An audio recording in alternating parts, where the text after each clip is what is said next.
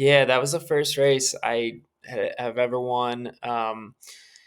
And that was, that was when I was living in Boulder, and so I took that training very serious and was is running through the winter there. And that course was a looped course, and it was 3 loops. And so I took off, and I was kind of go like in the top for the first like loop and a half, and then I took over first about halfway through. And having never won a race before, that was a pretty nerve wracking thing. I knew I was in first, but I had no idea where, and I didn't have a crew for that race or anything. And so I had no idea where the second place guy was.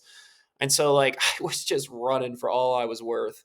And for all I knew, he was 2 seconds behind me, right? And so, yeah, when I crossed the finish line, I think he ended up being like 34 minutes behind me or something like that. Like, but I just gave it everything I had because I'm like, I cannot lose this.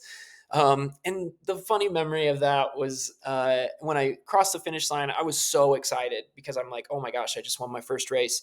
And I went to pull up my iPhone, and apparently I had pushed every button on it like 1,000 times, and it was disabled for like 45 minutes. So I couldn't call anybody. I couldn't tell my family. Like I couldn't celebrate or anything. I'm just sitting there like sad. And I had like a 2 hour drive to get back to the hotel. I was exhausted. But that ended up being just a hilarious. I have a funny picture of me just like holding my phone up and it's like locked out. But yeah, that was very, very special.